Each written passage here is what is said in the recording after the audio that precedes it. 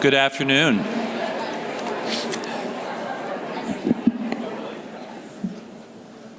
Good afternoon. I'm Father Jim Voice, the Vice President for Mission and Ministry here at Marquette University, and it is my pleasure to welcome you to this gathering where we will hear Dr. Lovell's comments on the university and where we're going and the good things that have been happening. Let's take a moment as we gather to recall that we live our lives in the presence of a God who loves us, cares for us, and labors on our behalf, even though at times it's not easy to see.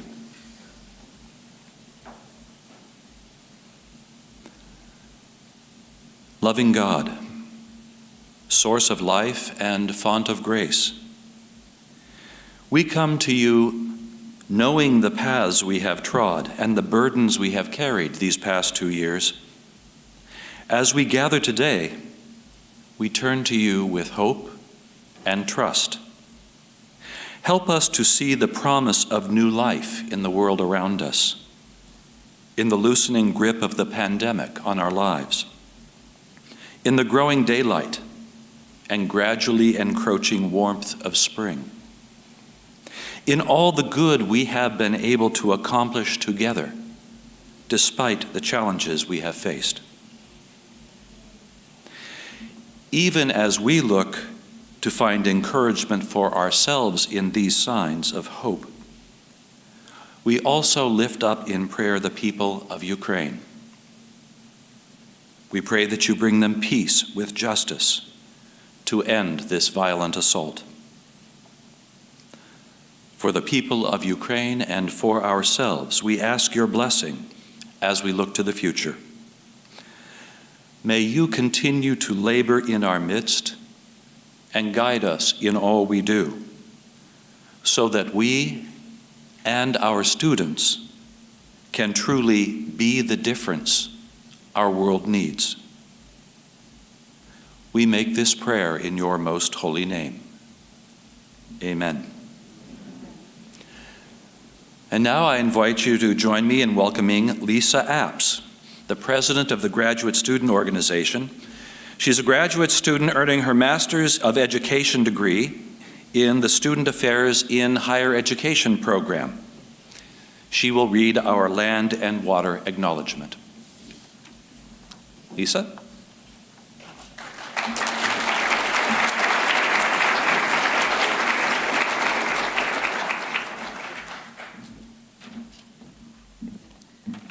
Good afternoon. I'll read the Marquette University Land and Water Acknowledgements.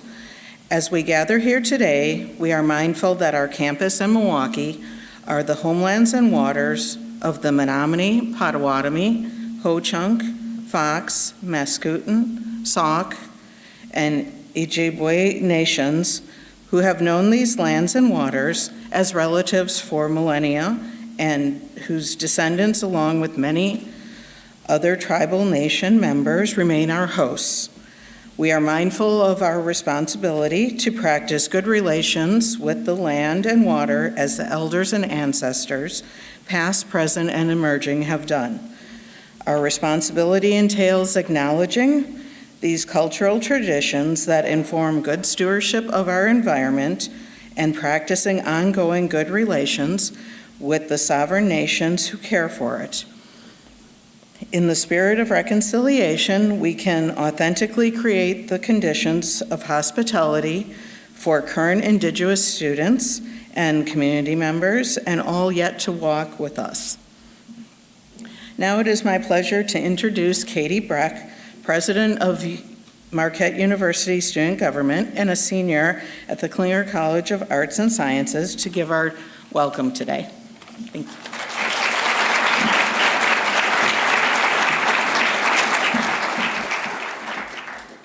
Good afternoon, everyone. Thank you all for gathering here today for the 2022 Annual Presidential Address. Not just a moment to hear about campus happenings and future plans, but a moment to celebrate all that we have done and become throughout this past year. My name is Katie Breck, and I'm the president of the Marquette University Student Government. I'm also someone who has seen the Marquette community both rise and fall together multiple times throughout these past 4 years. I'm a senior who has lived out my Marquette experience within Schrader and Straz, La Lemire and Rayner. as well as through Microsoft Teams and Zoom. Yet, despite a pandemic and other unprecedented challenges, I still have become a person with and for others, ready to go forth and set the world on fire upon graduation. My Marquette experience can be defined in 3 simple words: community, passion, and growth. I believe that the person I am today has been stitched together by beautifully unexpected connections.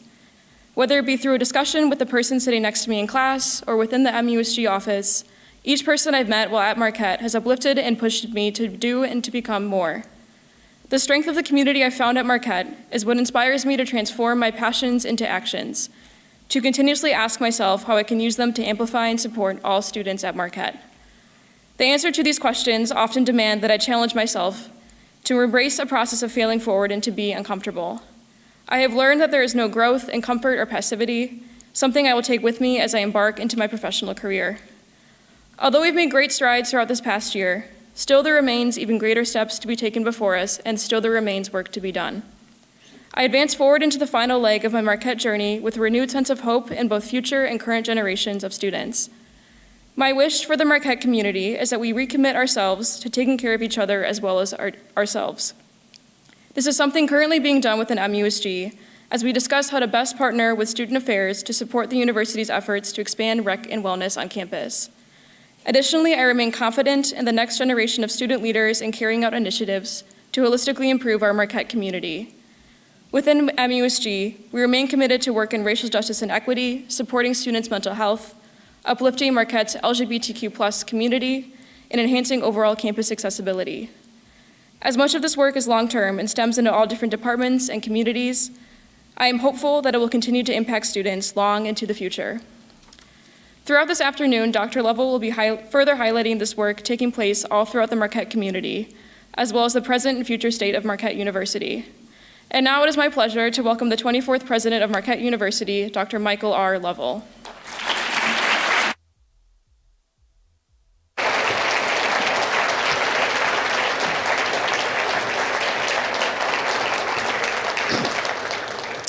Well, thank you very much, Katie, and it's been such a pleasure getting to know you and work with you this year. I want to thank all of you for coming today. To be honest with you, I didn't quite know what to expect on the turnout, and quite frankly, it's amazing. We've had to bring in new chairs, and it's great to be, back in community again in this unique way. And I first want to start out by thanking all of you for your continued efforts and resilience over the last 2 years to provide our students with a transformational education and help Marquette be the best it can be. Through the waves we had, the initial COVID-19 to the Delta to the Omicron, we've endured a lot. But your commitment to this university has been steadfast, and that's something that I don't take for granted, and I just want to thank you all for that commitment.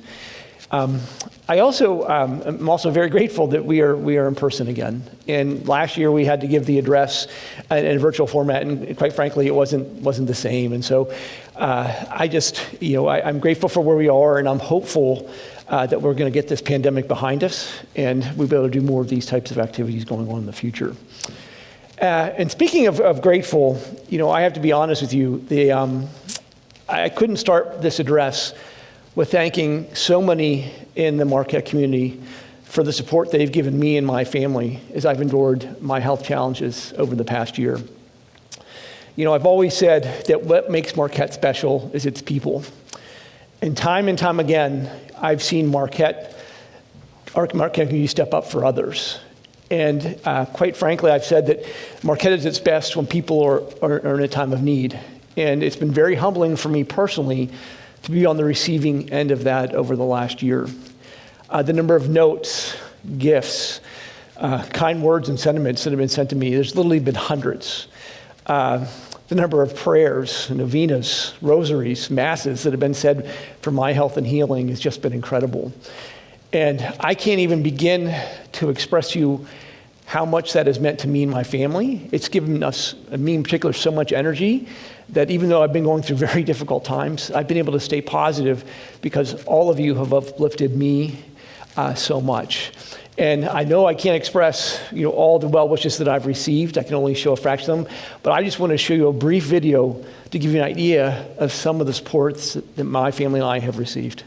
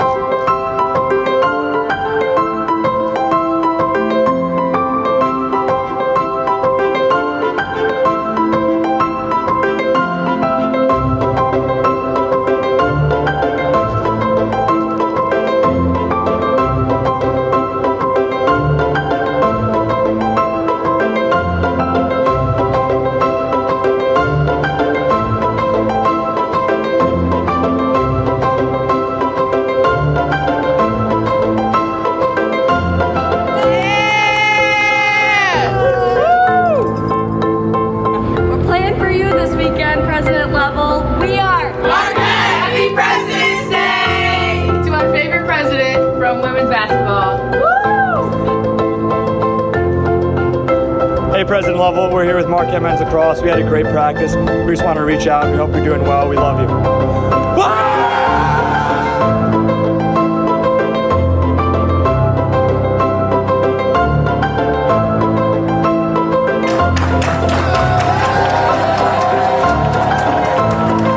Everyone here is rooting for you, and we've been running each day and thinking about you.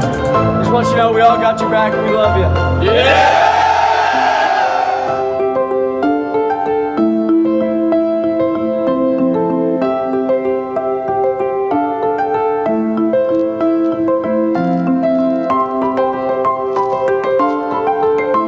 President Lovell, you've supported us all these years, and now it's our turn to support you.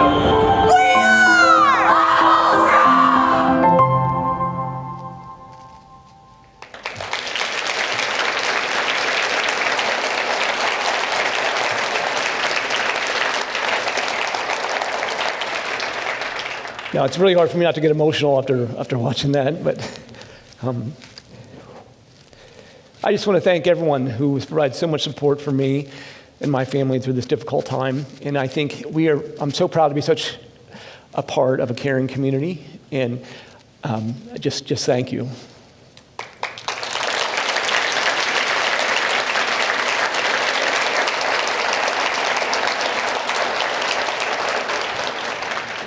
So for those of you who have been I've come to the presidential address in the past, I always like to start out identifying some difference makers, individuals on our campus who are making a huge impact in the lives of others.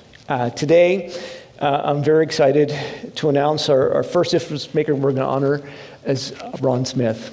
For many of you who may know Ron, he's a two-time graduate of Marquette University. He went on to some very high-profile national publications, but back in 2019, he came back to Marquette to become the editor of the Milwaukee NNS. And Ron exemplifies what it means to report with integrity, his passion, his energy. To run the neighborhood news service is something that's contagious, for our students. And he is telling stories that, quite frankly, would not be told about great things happening in Milwaukee. Let's learn more about Ron and the neighborhood news service. Hello, my name is Ron Smith. I'm the editor and project director of the Milwaukee Neighborhood News Service.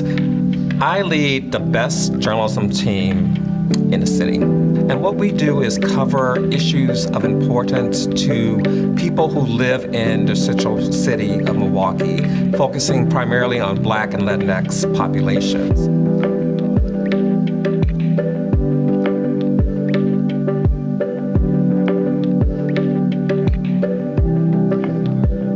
Marquette University has a long history of being within a community and serving that community. And here in the college, we tell stories of communities. So a neighborhood news service and its focus on local news is a perfect fit. Our mission is really about celebration, education, and illumination. Celebration means we really do pay attention intentionally to the good people who are doing those extraordinary things in the community that you would never hear about. Illumination, and that means really that good old-fashioned watchdog reporting that no one else is doing. Education means we connect them to resources in Milwaukee that can help them lead and live their lives.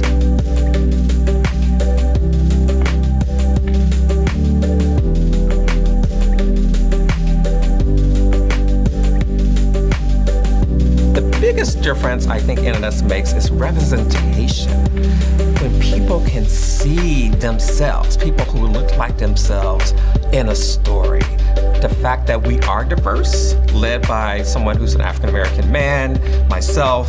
To know Ron is to love him. He is Ron Shine, and he has been shining since his days as a student at Marquette.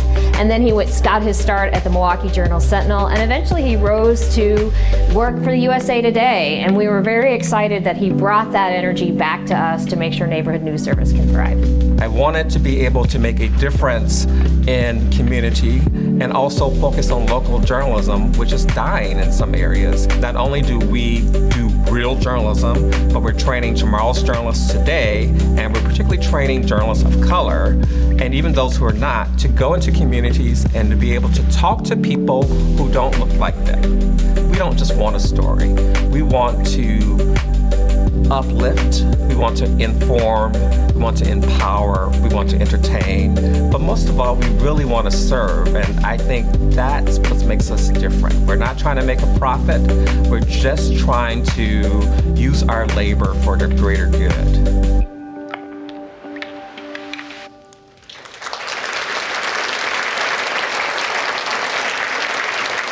Will you welcome to the stage Ron Smith?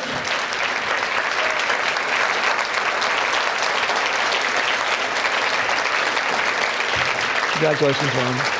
Thank you for all you do. Right here. Yeah.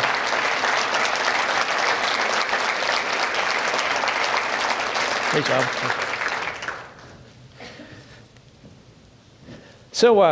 So throughout the last year, I know many of you have been noting that we've been doing Difference Makers about every month, and we haven't had the opportunity to honor those individuals that we've highlighted, and today we're going to have the opportunity to do that. So in a second here, I'm going to bring up the Difference Makers, which we've had this year, but before I do, I just want to show a quick video that reminds us of who they are and the amazing impact they're making in our community and on our campus. Hi, my name is Emily Raclaw. I'm Wendy Perez. I'm Julia Aleman. Scott Reed. Kadir Tamergazman. Hi, my name is Camila. Christine Little. I'm Lizzie Conrad. I'm Abelia Guerrero. My name is Elizabeth Murillo. I'm Allison Friel. I'm Jocelyn Helmbrecht. I'm Tavon Johnson.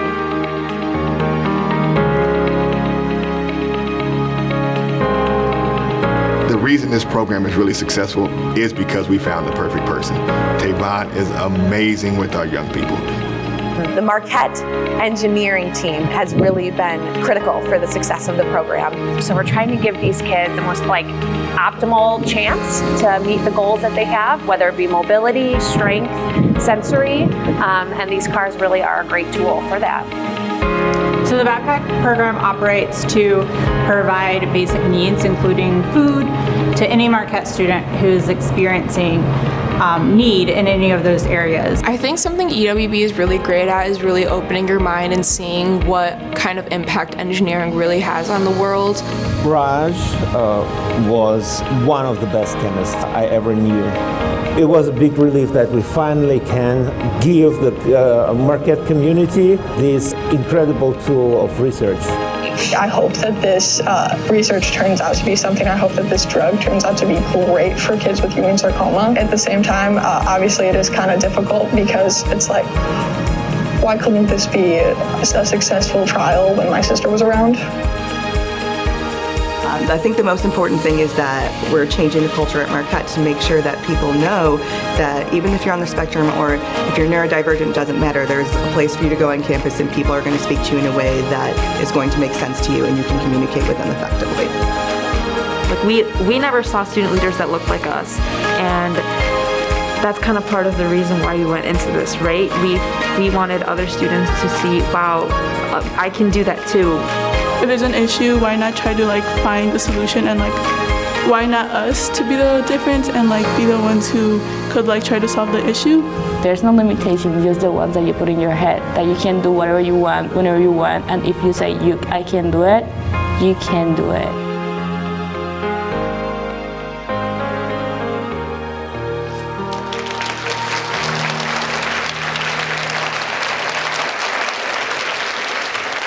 Okay, could I have all the Difference Makers come up and get your awards so we can recognize you?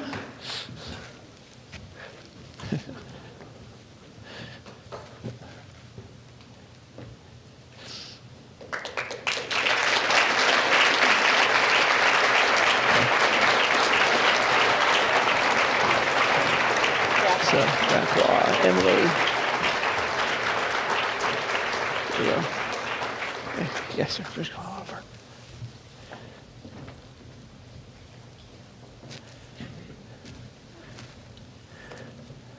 Congratulations. Yes. Congratulations, Jocelyn. Yes.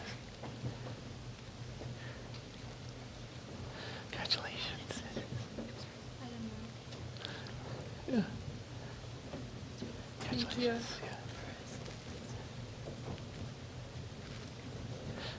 Congratulations. Yes. Thank you. Thanks for being here. Is that right? Oh, better. Sorry. Problem. Get back. Sorry.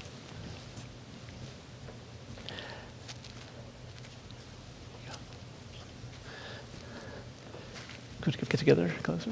Yeah. Yeah.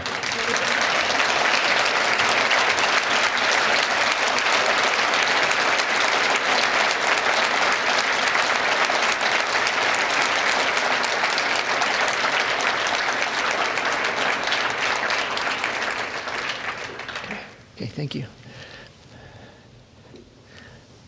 Thank you. Thanks, Mark. Thanks, Mike. Yeah.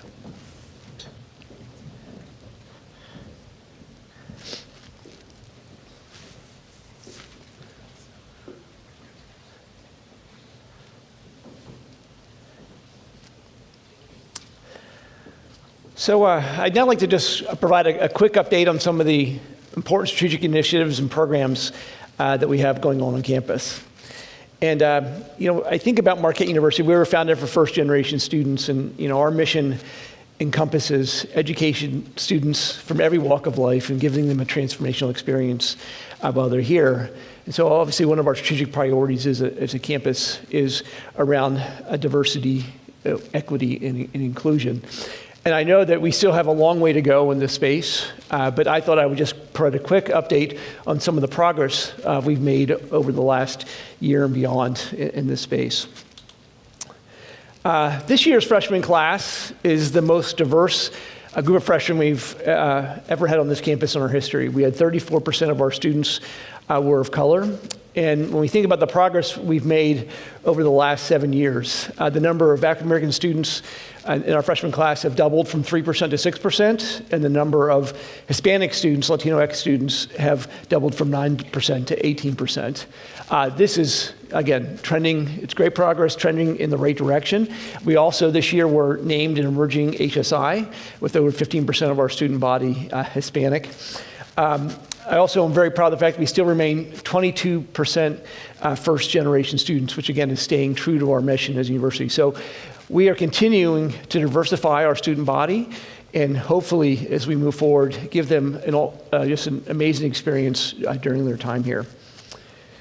One program that I'd like to highlight that we expanded and launched this year that I believe has been very successful is our Urban Scholars Program. Many of you may recall last year we announced we were going to expand the number of Urban Scholars to 45 students. And the Urban Scholars Program provides full tuition scholarships for underrepresented students, primarily from the city of Milwaukee. I am extremely excited and proud to state of that freshman cohort that brought in this year, we had a 100% retention rate from first to second semester.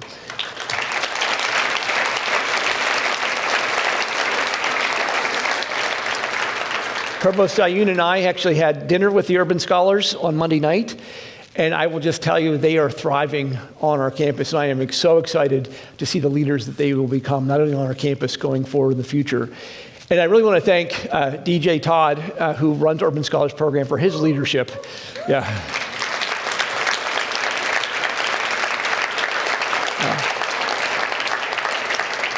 And I also want to thank the Urban Scholars for their leap of faith in coming to our campus and really, helping us achieve some of our goals. We're not just making progress on our student body in the diversification. We also are making progress in terms of faculty or staff. This fall, we had a record high percentage of tenured and tenure-track faculty and assistant professors of color. It's the most in our history of our campus. We also had a record number of tenured tenure-track female faculty on our campus. And our staff, and people of color, we are at a 10-year high, the highest in about 10 years. So again, we're not where we want to be, but we are trending in the right direction. And I think about what the future of Marquette looks like, and it's a more diverse campus. We're not just working on diversifying the campus, we're also working on helping it become more inclusive. Over the past year, Provost Ayun and I have been meeting with our Native American Student Association and our Office of Inclusive Excellence. to find ways that we can better support our Native American students on campus. We've made good progress over the last year. As was read at the start of today, last spring, we established the first land and water acknowledgement for our campus. Just updated this week, we announced that we've updated the university seal to not only honor our Catholic and Jesuit tradition, but also historically capture our interaction with the indigenous nations, in our country. We are currently exploring physical representations of the land and water acknowledgement on campus, working with the Hagerty Museum of Art and others to find ways we can represent that acknowledgement in unique ways that really honor the communities that came before us. Just on behalf of the institution, I want to thank everyone who has been working on our diversity, equity, and inclusion efforts, not just this year, but in prior years. And I'm hoping that you're all proud of the progress that we've made to this point. And I'm hopeful that we will continue in the same positive direction and will become even better in the future. Yeah.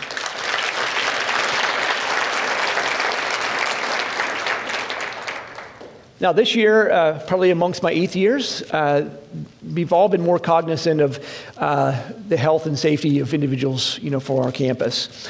And what I thought I would do is on February 8th, I made an announcement of some action steps that we were taking around campus safety. I just wanted to provide a brief update of where we are and what you can expect in the weeks and months ahead. So to date, we've been meeting with city officials. I've met with Police Chief Norman. I had a conversation with Cavalier Johnson, their mayor, about ways Marquette can collaborate with our police force and Milwaukee community to make not only Marquette safer, the Northwest Side, but our city safer. We've already hired some additional limo drivers. We heard from students loud and clear that they wanted more limo drivers. We're continuing to try to recruit even more and expand those services to our student populations, but I'm glad to report there's some progress there.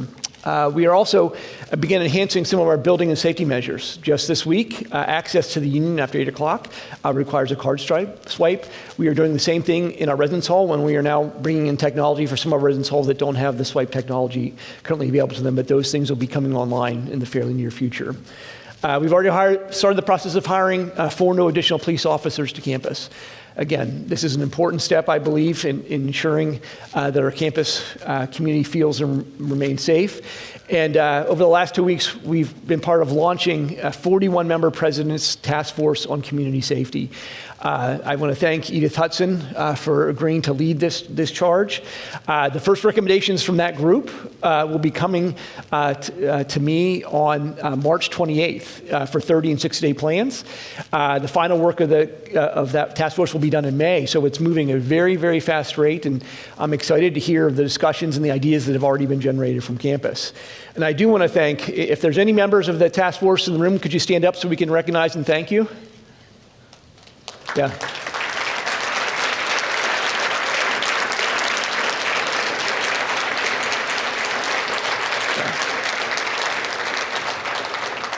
And again, this group represents a great cross-section of faculty, staff, students, alumni, parents, community members that really bring a diverse set of ideas and experience to help us move forward on this initiative. So one of the strategic initiatives we've identified for the next 3 to 5 years relates to expanding the research and scholarship on our campus. And under the leadership of Gene Honsenlop, our Vice President for Innovation and Research, we continue to set records on our campus in terms of research. When you took a look at the federally funded research expenditures, year over year, we're setting records. We've had a 70% increase over the last 7 years. And this is really a tribute not only to Gene and those in work in our office, but the amazing faculty we have on this campus and the research and the work that they're doing.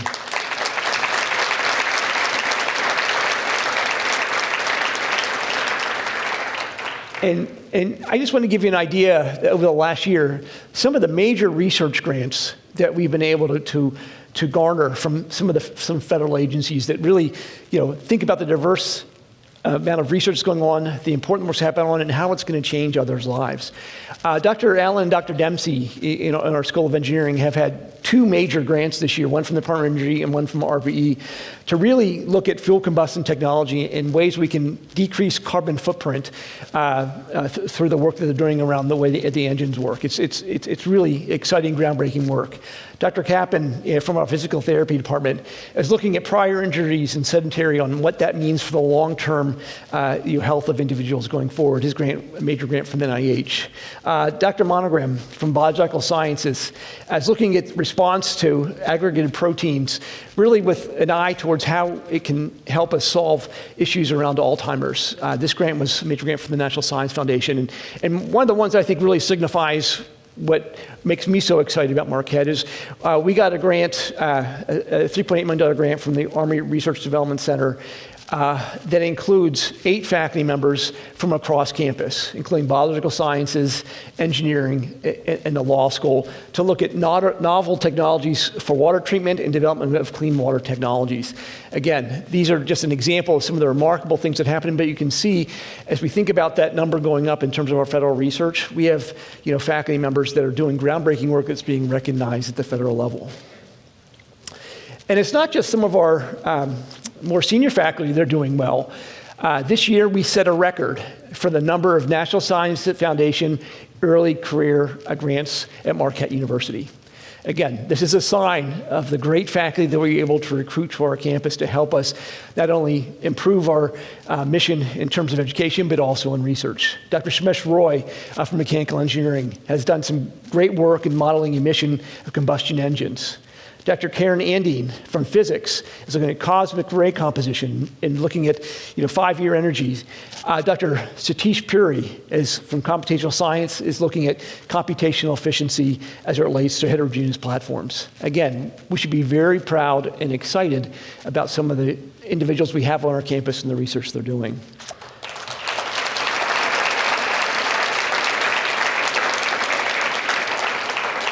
And finally, I also want to recognize that across the entire campus, we are pushing the envelope of research and scholarship that's going on. And we are doing amazing research, and it may not be federally funded, in many, many areas of campus. And one of my most proud days on campus this year was when I got to go celebrate over in the Hague Museum of Art some work, collaborative work that 30 faculty members, the Marquette educators, did from all across the campus. There was a book, if you haven't seen it, I really highly recommend you get it. It was edited by Dr. Jen Maney and Melissa Shaw, and it's called On the Vocation of Education in This Moment. And it deals with how our campus community, particularly our faculty, educated during simultaneous crises going on in our world. This is an amazing work, and it really, I think it shows how our campus community, our scholars are contributing to the knowledge base of society. So,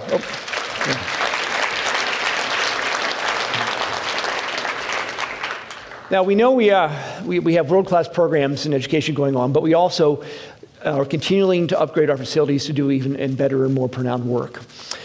So I want to provide just a quick update on a couple of projects. The first is, as you can see out the back window today, we continue to make tremendous progress on our new Home for Marquette Business and Innovative Leadership Program. This program, this project was fully funded, the largest fully funded project, and it's great to see the progress that we're making, on the corner of 16th and Wisconsin, which is really a prime piece of real estate, for our campus. Today, I do have an announcement to make relating to the name of our new business school. Our lead donor, who wants to remain anonymous, wishes to name the building the Dr. E.J. and Margaret O'Brien Hall. And I'm very excited that we will be able to welcome our students to O'Brien Hall this coming December.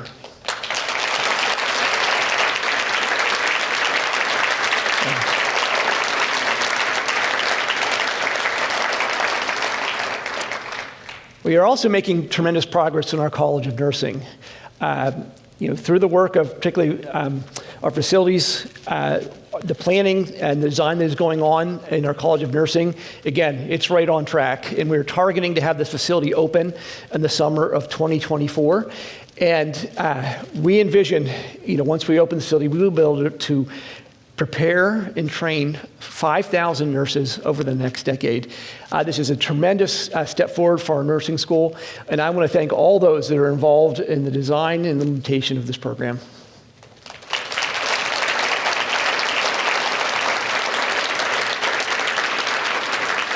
So again, so those of you who have been before, I always like to end with a few announcements and some things to look forward to in the coming days.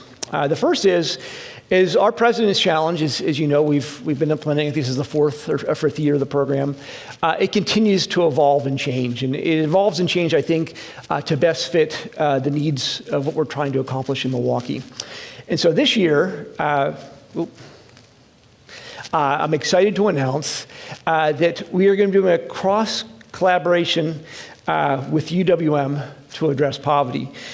So along with longtime partner JCI, we're going to work with our faculty at Marquette University, with community organizations to address the root causes of poverty in Milwaukee and beyond. And so we will have a $50,000 grant that we'll be making towards this effort. It'll be led, again, out of Gene Hasenlop's office, and we'll be look forward to Marquette Today for future announcements of how you can get involved and what the timeline will be for this project.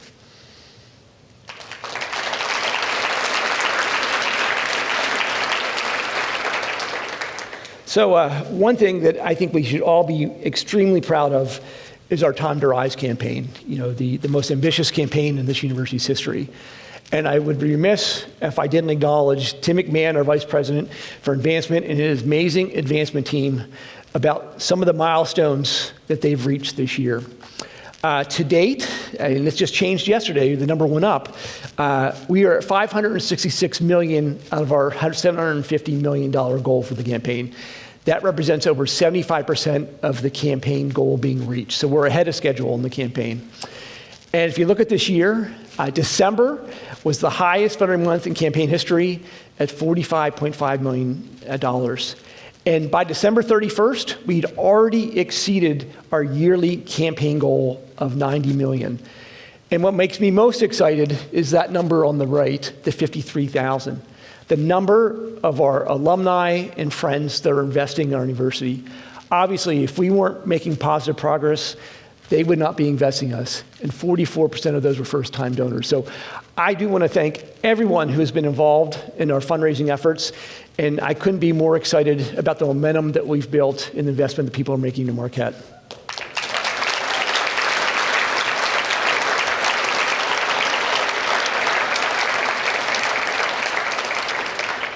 So that being said, I do have an announcement about another major gift that we are just bringing in and announcing today.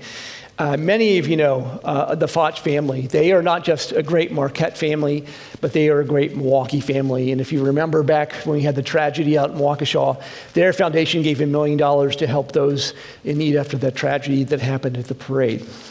Well, I am extremely excited that they will be investing another $7 million to our Excellence in Leadership program.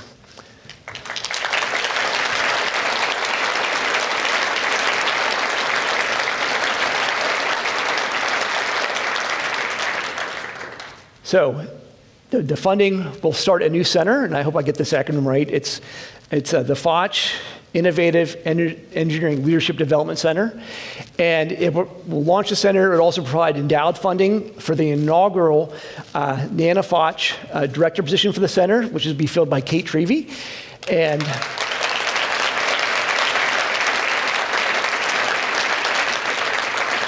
it also provides endowed programming for our Innovation Alley activities that will take place at our new Marquette Home for Business. And to date, if you're keeping track, that's over $14 million that the Foch Family Foundation has put into this effort.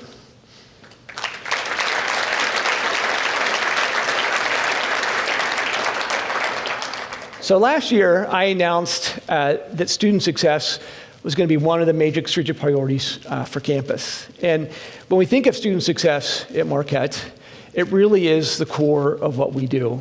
we are here to provide a high-touch transformational experience that will change students' lives, and when they leave the walls of our campus, they're going to go out and make a difference. And so last year, when we made the announcement to focus on student success, we decided we were going to double down on the success of our students. And there's a lot of people I want to thank, because I know many of you have been involved in our student success long before we announced this initiative, but even in the past year. But I particularly want to announce 3 individuals. John Sue, where's John? Yeah. I don't know if Karen Robinson's here, and Sarah Feldner. They've spearheaded this initiative as we think about, what we want to do around student success going forward. And today, I do want to make an important announcement. To lead us through where we want to be in student success is going to need somebody bold, somebody who knows this institution, and somebody who really knows how to get things done.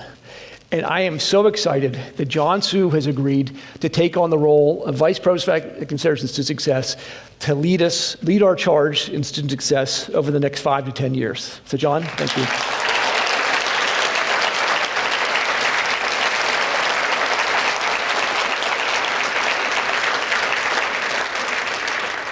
Now, as I said before, student success is anchored in our mission. It's what we do and who we are.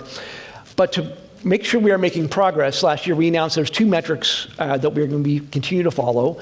One is our 6-year graduation rate, and we have a goal to go from 81.4% today to 90% going in the future. And we also are looking to get the 1-year to 2-year retention rate from 89 to 94%. Now, I'm very excited that through John, Sarah, and Kara's leadership, we launched a pilot program in 2021 in the fall called The First 9 Weeks. And through that effort, we learned a lot about how we can best support our students and help them be successful. And there's really 3 components as we think about launching this full-time in the fall that we're looking at. Better communication, how we have navigators, websites, and other ways to communicate with our students that are seamless. Community, how do we put peer mentoring and other programs so all of our students feel connected to someone on this campus that are going to help them when they're in time of need. And finally, in the classroom, how do we provide support for our students, particularly in those courses where we have high D's, F's, and W's, so that we can help them with academic progress so they don't fall away. Again, I am very excited about what we've learned, and I'm very excited about what will happen. And one of the reasons why I'm so excited is that this past weekend we announced that we have a game-changing gift, an investment in our Student Success Initiative. And I have to tell you, this is going to accelerate our progress in this space in amazing ways. Alumnus Marcus Lemonis Way Bobby gave $15 million to establish the Lemonis Center for Student Success. And this has 2 components. One, there'll be a physical space for our campus, which I'll talk about in a second. The other one is it creates an endowment for programs and people that we need to help our students become successful. So Marcus could not be here today. He's a really busy guy. He's actually filming 2 TV shows right now at the same time. But he did prepare a video on Saturday that he wanted us to share with the community today. Hey everybody, Marcus Lemonis here, class of 1995. Now I'm sorry I cannot be with you today at the presidential address, but I wish I could be. I'm here for National Marquette Day at the Pfizer Forum, celebrating with all the alumni and students here. When I think about my journey here at Marquette, all of you were instrumental in providing who I am today. I came to Milwaukee from Miami with not a lot of knowledge about what I would find here, and each one of you paved the way on a daily basis of giving me the inspiration, the information, and probably the discipline that I needed. So as you move forward and you listen to President Lovell, who inspires me every single day, I ask one thing: understand the power that you have to change lives, even when you don't recognize it. You're emotionally invested in every student's life, not only while they're here on campus, but what happens to them after. Celebrate that, embrace it, understand it, and know the power that you have. To Dr. Lovell, I thank you for inspiring me. My gift today is largely because of people like yourself who motivate me to do more. I wish I could do more, I plan to do more, and maybe there's more in store and even a surprise for you.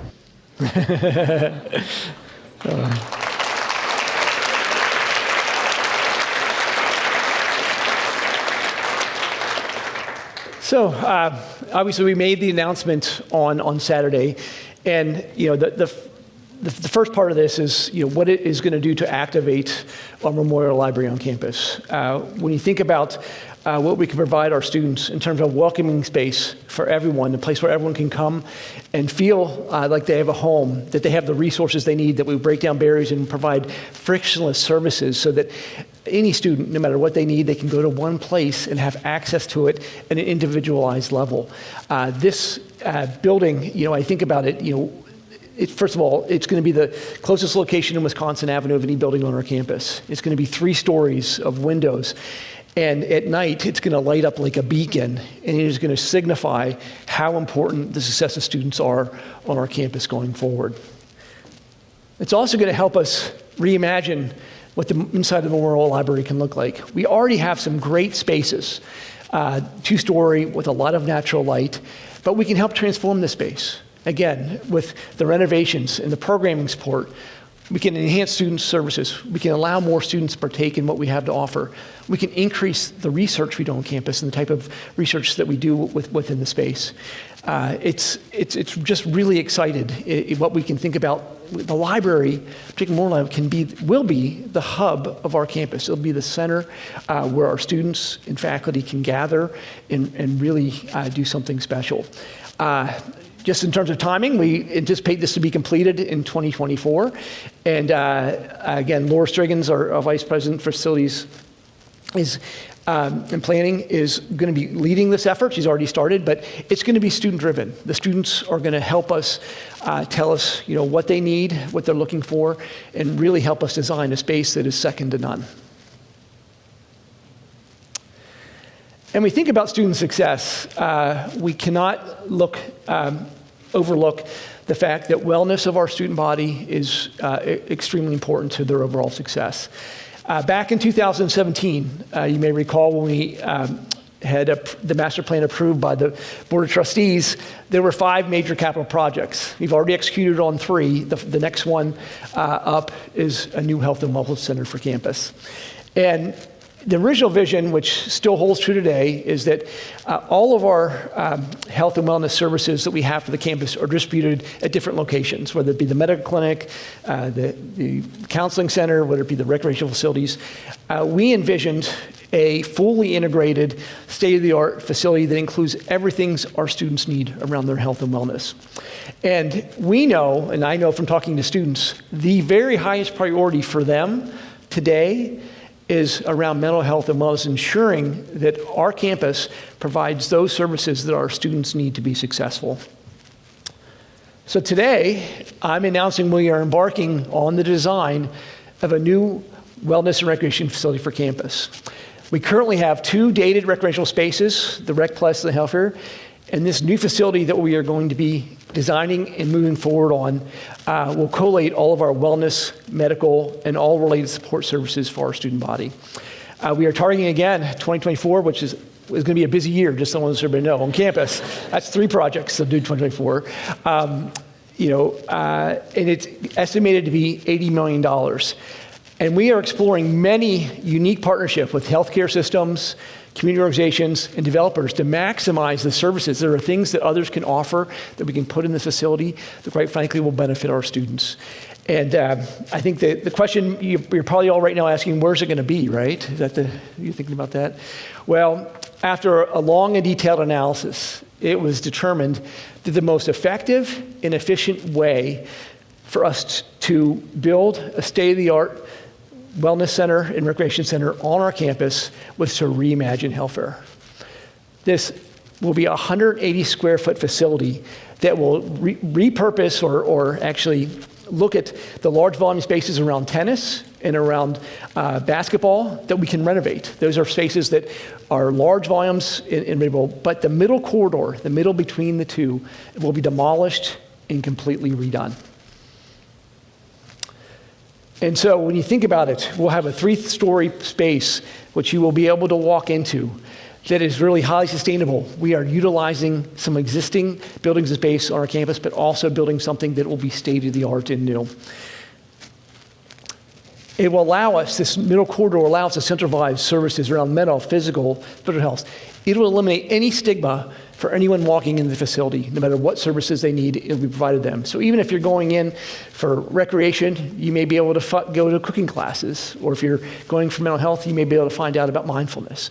And so it's really, really excited that, as we think about what the future of health is, wellness on campuses are, we want to be the state of the art where others look to see how to do it right. We want Marquette University to be the lead.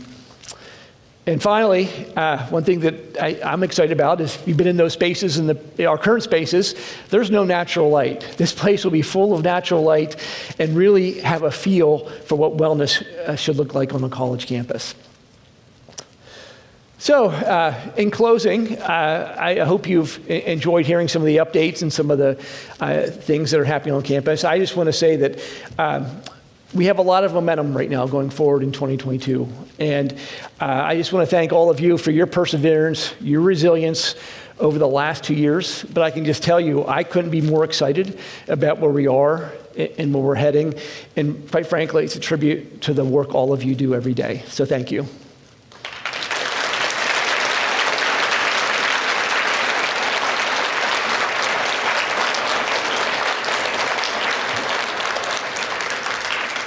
So there's time for Q&A, so there's some microphones they'll be passing around if people need them. Just raise your hand if you have a question and we'll come to you.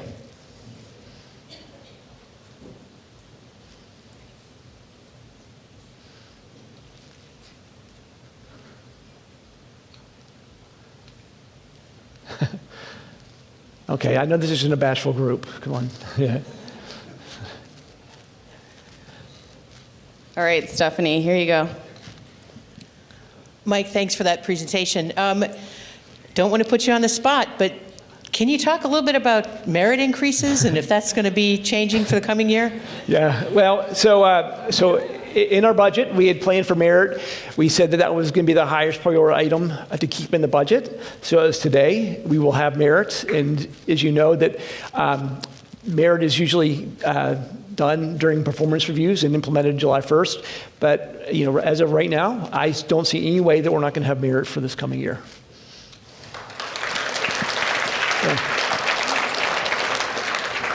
Dr. Lovell, you talked a lot about the 8 years, things you're proud of. I'd like to hear, what are you most proud of and what are you least proud of? Yeah. Well, so, what I'm most proud of is, and we'll turn back to this in a second. I'm most proud of the graduates that leave our university and the things that they do when they go out and change the world. And, I talk about my two favorite days of the year, one being graduation, when we're sending 2,000 individuals out that are going to change the world. I also talk about when we have alumni awards. And when I have alumni awards, I couldn't be prouder of how our graduates are changing the world in such positive ways. And quite frankly, they inspire me to try to do more every day. And when I think about some of the challenges that we've had since my time has been here, I think that when I got here, we had challenges with our equity, diversity, inclusion.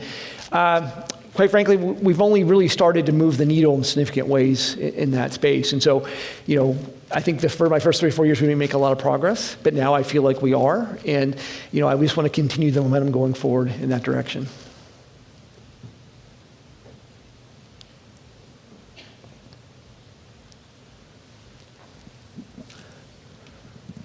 Hi, President Lovell.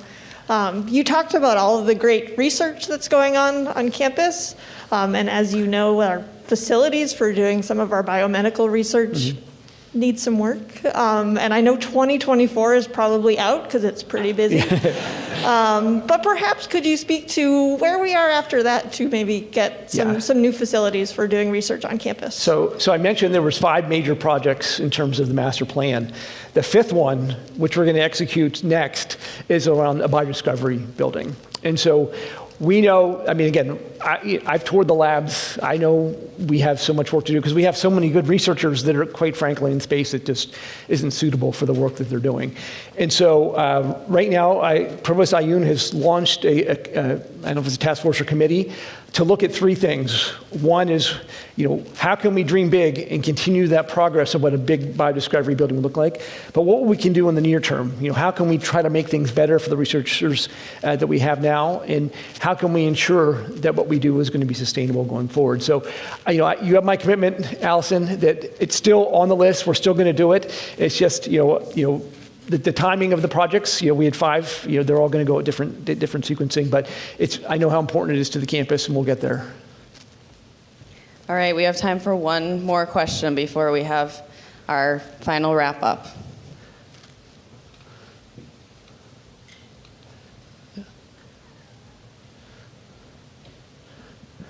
Thank you, Dr. Lovell. I just wanted to ask you about the Wellness Center for Mental Health for students and what other private colleges might be doing and how we're benchmarking for how we want to be inclusive of faith, culture, communities, language, and the modes of caregiving.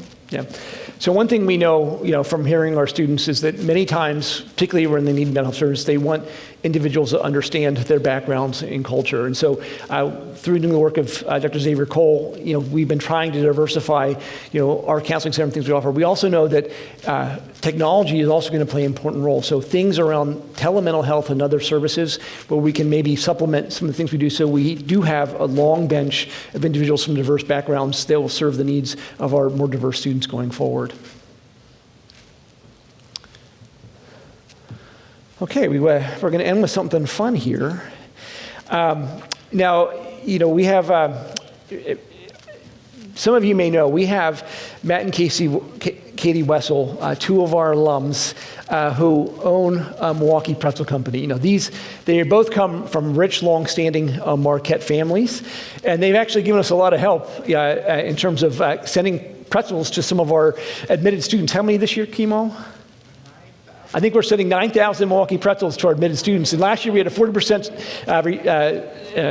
rate of those particularly here that got the pretzels. But they recently took part in something called the Game Changers, which we'll show in a second. But they're going to do something fun for us. And so don't leave for another couple of minutes because you might just actually get to take something home. Yeah. Hey Marquette, my name's Matt Wessel. My game changer when I was a student at Marquette has to be Father John Naus. There are certain people who enter our lives and make all the difference. At Marquette University, we call these people game changers. Father Naus ran the Tuesday night mass when I was there and really showed me and so many others how powerful our faith can be and how accepting we need to be of one another and meet everybody where they're at in their lives. He was a great person, and those memories are really strong for me. Hi Marquette, my name is Katie Wessel, and my game changer while I was at Marquette University was Dr. Pusto in the German department. He pushed me to get a German major and really pushed me to experience a love of language and a love of culture.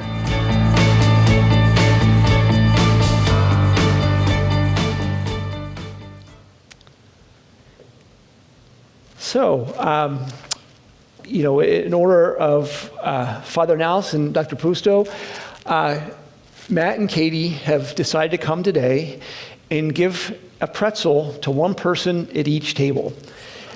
And so each of you, if you reach under your chair, there's a card, and they will actually, I think I have one here, you can take home one of these.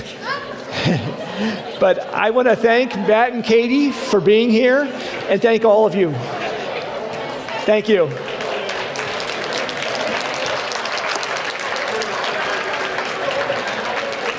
Yeah.